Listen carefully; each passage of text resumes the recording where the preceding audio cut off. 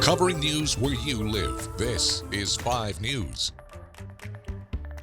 Well, thank you for joining us here for the latest news where you live. I'm Joe Ellison. Now that everyone's had time to process, we're hearing reaction to Tuesday's primaries from both the Republican and Democratic parties in Arkansas. We'll start with the Republican side, where the party chair is declaring success. It was a good night, I think, overall across the country. The Republican Party did well, and obviously here in Arkansas. We're going to again be focused on making sure our candidates are prepped and ready as we head into November's general election. According to the governor's office, every candidate that Sarah Sanders endorsed either won or is headed to a runoff. Meanwhile, members of the Democratic Party held a press conference where they say their focus is on November as well, calling on voters to bring what they call accountability to Arkansas. Arkansas is at a crossroads. Simply put, there is no accountability in this state government with a MAGA Republican supermajority. The only answer is for voters to implement a check on this out-of-control administration and send a meaningful minority of Democrats back to the legislature this year. Meanwhile, we have an update on Governor Sanders' goal to improve maternal health in Arkansas. She signed an executive order on establishing a new group focused on improving dismal rankings when it comes to pre- and postnatal care. One of my administration's top priorities is helping Arkansas women have the healthiest pregnancies possible. That is a critical issue in our state. Well, by some measures, Arkansas has the highest maternal mortality rate in the entire country. The Strategic Committee for Maternal Health will focus on 4 points: improving education, healthcare access, coordination, and overall maternal health. But one thing it won't include: expanding Medicaid coverage to mothers for 60 days after they give birth. The solution is not more government programs. The solution is getting women to take advantage of the programs that we already have. For Arkansas, however, we do provide access to health care coverage beyond that 60-day postpartum period.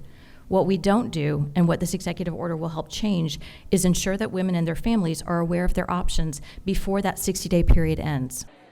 Well, to start, state health experts will focus on 5 counties with the largest number of mothers who seek care late in their pregnancy. We'll get to more news in just a minute, but first, let's get a check of that forecast for you with meteorologist Zach Scott. Hey, Zach.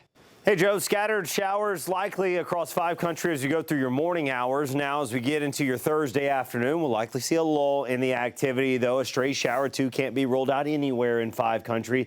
And then we'll see another wave develop and kick up some widespread showers and some rumbles of thunder, especially I-40 south. As we go into the evening hours, we could see some showers try to reach as far north as northwest Arkansas. Then we'll look for maybe another lull as we go into the overnight hours. We'll keep a scattered shower chance around, and another round of rain comes in as we go into your Friday. Some scattered morning showers, a little bit of a break, and then we'll have to watch these thunderstorms in the afternoon. A little bit more instability will be around, a little more energy in the atmosphere. We could see a couple stronger thunderstorms try to fire up. Can't rule out a strong storm or 2 today, Joe, with a few pockets of gusty winds and a few pockets of mostly small hail. But as we get into tomorrow, widespread severe weather still not expected, but these storms could be a little stronger. Some pockets of hail, some gusty winds, and a low-end tornado threat. A little spin in the atmosphere. Could see a brief tornado, not fully expected, but can't complete rule it out. I-40 south tomorrow late afternoon. We'll have our eyes on it, of course, Joe.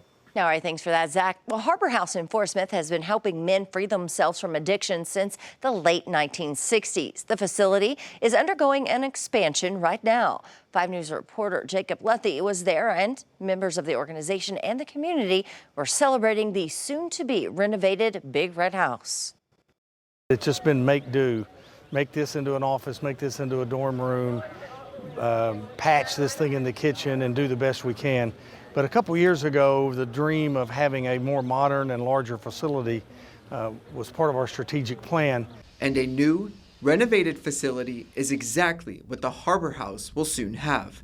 Expected to be completed in the summer of 2025, the Harbor House is expanding to meet the needs of residents seeking help with addiction.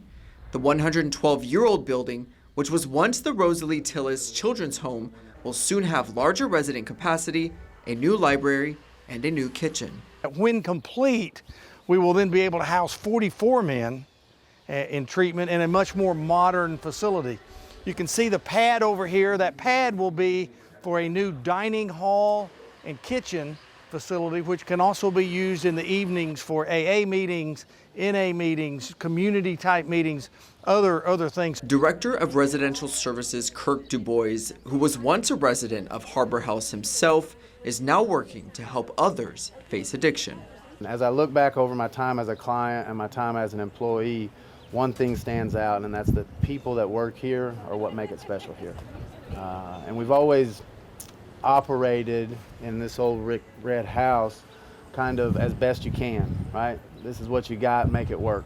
And now, thanks to this remodel and addition, we're going to be able to adequately serve the people in this community that struggle with addiction for many, many years to come. According to officials at the Harbor House, this $5 million project is a dream come true for helping individuals in the area deal with substance abuse. And Mother Lisa Myers can attest to this firsthand. My son died 3 months ago, and he's been in this facility many times. Like, all of these staff remember him, but I just want to say thank you, and that all your effort, just to even save one life, would be worth it. In Fort Smith, covering news where you live, Jacob Luthi, 5 News.